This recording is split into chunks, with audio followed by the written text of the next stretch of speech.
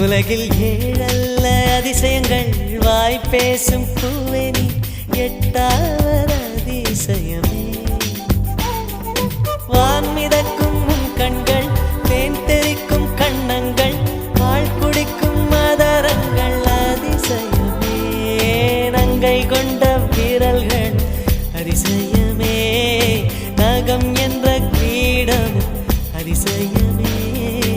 அசையும் வளைவுகள் அதிசயமே. கல் தோன்றி மண் தோன்றி கடல் தோன்றும் முன்னாலே உண்டான காதல் அதிசயம்.